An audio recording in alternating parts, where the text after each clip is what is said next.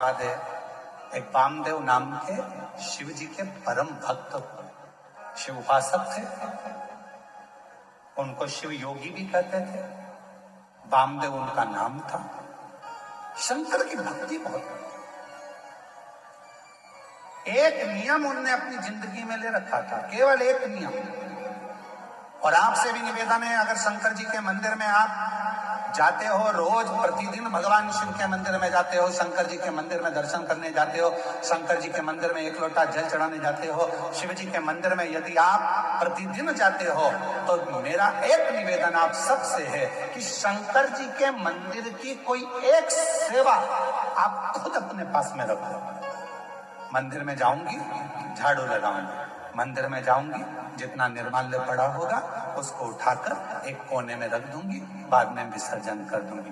मंदिर में जाऊंगी, किसी ने दिए लगा कर रखे होंगे, उन दियों को जब वो ठंडे हो जाएंगे उठाकर एक कोने में रखी आऊंगी।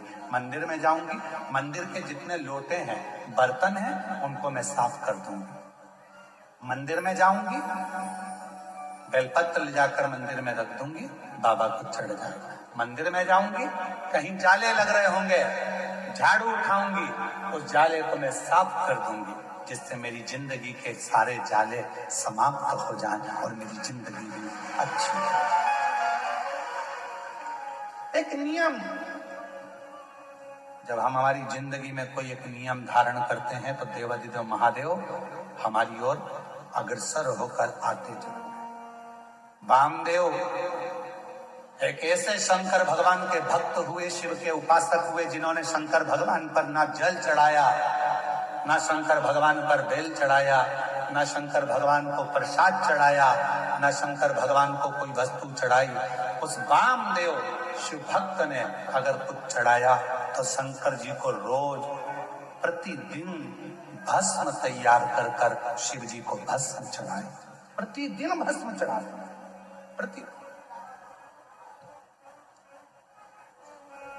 प्रतिदिन भस्म। आप सबको मालूम है ना भस्म कैसे बनाई जाती है? भस्म का नियम क्या है? अलोनी गोबरी। अलोनी गोबरी किसको कहते हैं? कंडा किसको कहते हैं? एक होता है गाय का गोबर लाए, हाथ से ऐसे ऐसे थाप कर उसका कंडा बना दिया, गोबरी बना दी। ठीक है? वो नहीं, गाय ने देसी जो हमारी वेद लक्षणा गाय होती है, देसी गाय होती है, उसका जो गोबर गिरता है वो गोबर अपने आप सूख जाए, वैसा की वैसा ही, उसको हाथ लगाकर थापा ना जाए, सूख जाए। ऐसे ऐसे गोबर जंगल में बहुत मिल जाए। उसको जलाकर अच्छा मुहूर्त देखकर फिर उसको गंगा जल छींट कर उसको जलाकर उसकी जो भस्म तैयार होती है उसको कपड़े से छान कर शिव नाम लेते हुए, शंकर का स्मरण करते हुए, जैसा जैसा शिव महापुराण में वर्णन है भस्म बनाने का, उसका स्मरण करते करते, शिव नाम लेते लेते उसको तैयार करा। फिर उस भस्म को आप शिव जी को समर्पित कर सकते हैं। उस भस्म को वापस लेकर आकर उस भस्म को अपने तन पर धारण कर सकते, त्रिपुंड लगा सकते। वामदेव एक ऐसे शिव भक्त हुए जिन्होंने शंकर भगवान को कुछ नहीं चढ़ाया, केवल शंकर भगवान को भस्म चढ़ाया, केवल भस्म। और भस्म के सिवा कुछ, केवल भस्म।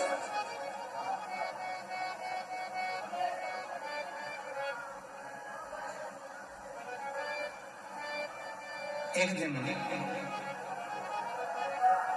क्रौंचारण्य पर्वत के नजदीक में क्रौंचारण्य वन में वो भ्रमण कर रहे थे। और वामदेव शिव भक्त जब क्रौंचारण्य वन प्रदेश में भ्रमण कर रहे थे, भ्रमण करते करते उन्होंने देखा कि शिवलिंग है सामने, भस्म तैयार करी। भस्म तैयार कर कर देवाधिदेव महादेव को चढ़ाकर उस भस्म को अपने तन पर धारण कर रहे थे, लगा रहे थे। तभी वहां एक ब्रह्म राक्षस आया। एक ब्रह्म राक्षस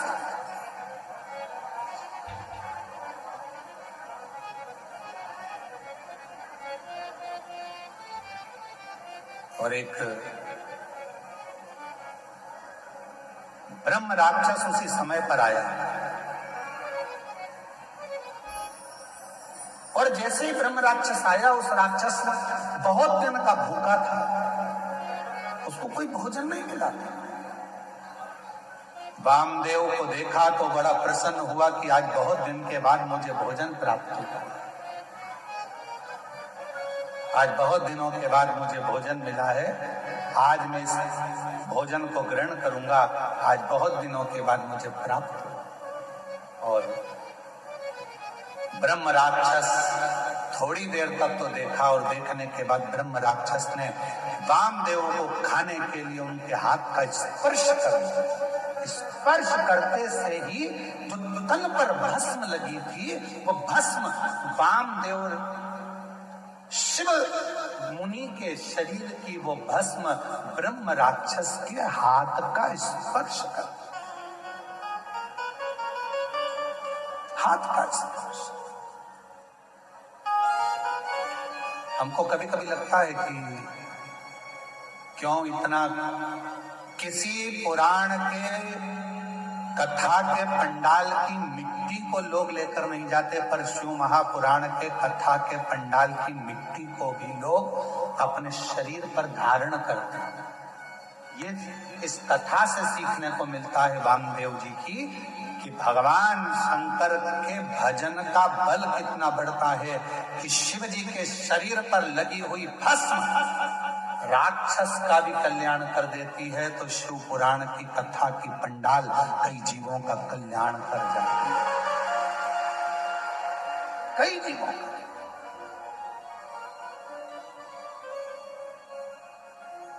कई जीवों का उद्धार कर। और जो जैसी भावना लाया वो वैसा ही भला, नहीं खाली उसे लौटाया वो मन ही मन हर्षाया। और कर दिया माला काशी वाले, लुटा दिया भंडार काशी वाले ने, लुटा दिया भंडार काशी वाले ने, कर दिया माला काशी वाले ने। ब्रह्म राक्षस के शरीर से वो भस्म लगी, राक्षस का शरीर छूटा, एक सुंदर राजकुमार सा वेश उसने धारण कर लिया और राजकुमार सा वेश बनाकर, बड़ा सुंदर स्वरूप बनाकर, बड़ा सुंदर वेश बनाकर जब वो सामने आया, वामदेव शिव मुनि ने पूछा, तुम कौन हो, कहां से आए हो, क्या तुम्हारा नाम है? अभी तो तुम मुझे खाने वाले थे, तुम तो राक्षस हो और अब तुमने इतना सुंदर रूप रख लिया, कौन हो तुम? कहा, गुरुदेव, पूर्व समय में मैं पवन राष्ट्र रक्षक था, मेरा नाम दुर्जय था, रक्षा करना मेरा काम था, मेरा नाम दुर्जय था, मैं रक्षा करता था। एक गलती मुझसे हो गई, ना तो मैं कभी शंकर का उपासना करता था, ना कभी मैं मंदिर शिव जी के गया, ना कभी मैंने शंकर का भजन किया, ना कभी मैंने शिव की आराधना करी, ना साधना करी। और कोई अगर शंकर के मंदिर जाता था, शंकर को लोटा भर जल चढ़ाने जाता था या शिव की भक्ति कोई करता था, तो उसमें मैं अड़चन उत्पन्न करता था, उसको रोकता था, रोक रहा। मेरी जीजियों, मेरे जीजाओं, मेरी बेटियों, मेरे बेटाओं, मेरी माताओं, मेरे बुजुर्ग माता पिता स्मरण करिएगा, तुम्हारे मोहल्ले में, तुम्हारे परिवार में अगर कोई शंकर जी को एक लोटा जल चढ़ा रहा है तो चढ़ाने दो।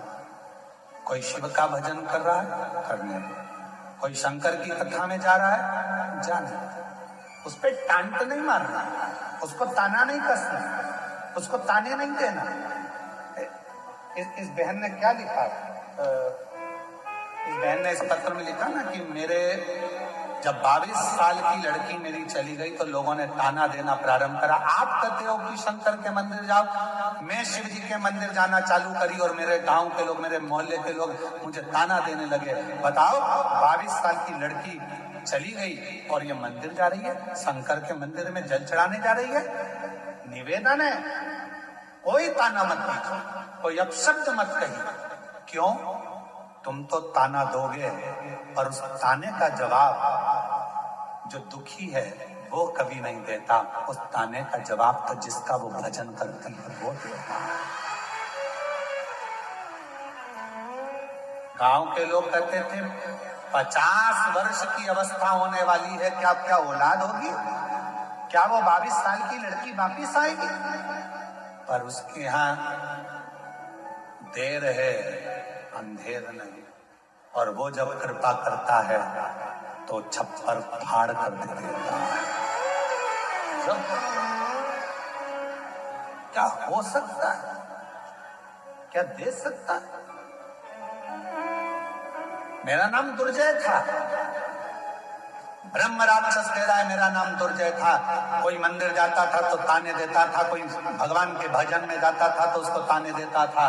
मंदिर जाने के लिए मैं उनको रोक लेता था, कह देता था क्या करोगे मंदिर जाकर, क्या रखा है शिव पुराण में, क्या करोगे शंकर की कथा सुनकर। ऐसे तो बहुत आते बहुत जाते, दिन रात मैं शंकर की निंदा, मंदिर की निंदा, शिव पुराण की निंदा, शंकर के भक्त की निंदा दिन भर करता था। आखिरी में मेरे शरीर में एक रोग लग गया और वो रोग इतना बढ़ता चले गया। एक रोग के साथ दूसरा रोग लग गया, दूसरे रोग के साथ तीसरा रोग लग गया। जो शिव की निंदा करता है, भगवान शंकर या भगवान शंकर के भक्त की अगर कोई निंदा करता है, शिव महापुराण की कोई निंदा करता है, आखिरी का उसका शरीर बहुत बेकार हो जाता है। शरीर इतना बुरा हो जाता है कि घर के लोग भगवान से प्रार्थना करते हैं कि इसको उठा लो, भुगत रहा है, अब उठा लो, अब मत रखो इसको संसार। शिव निंदा, देव ऋषि नारद ने शंकर भगवान की निंदा करी, बंदर का मुख लगा। भगवान विष्णु ने शंकर जी की निंदा श्रवण करी, घोड़े का मुंह लगा, हाईगिव अवतार हुआ। शिव की निंदा जो करता है आखिरी में उसको भोगना पड़ता है, भोगना ही पड़ता। आप कथा में नहीं जा सकते, मत जाओ। और किसी को ये मत कहो कि शिव पुराण सुनकर क्या करोगे, क्यों इनके चक्कर में पड़े हो, क्यों क्या करना, शंकर जी की कथा से क्या मतलब है, काय को जा रहे हो, क्या मतलब है, क्या रखा है शिव पुराण में, क्यों शंकर जी के मंदिर में एक लोटा जल चढ़ाना।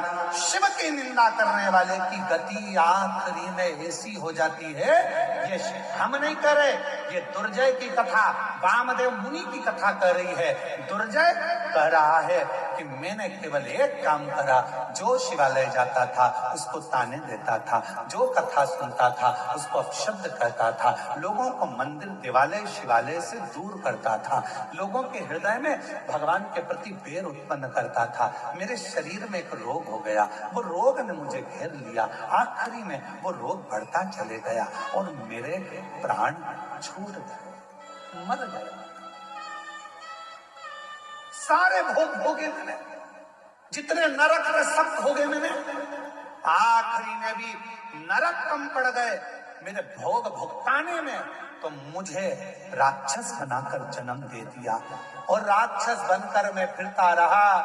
जब मैं राक्षस बनकर नीचे आ रहा था, उसी समय पर मुझे शंकर का गण नंदी मिला और नंदी से मैंने पूछा कि मुझसे बहुत बड़ी गलती हो गई, मेरा प्रायश्चित क्या होगा, मेरा शरीर कैसे छूटेगा, मैं इस राक्षस की योनि से कैसे छूटूंगा।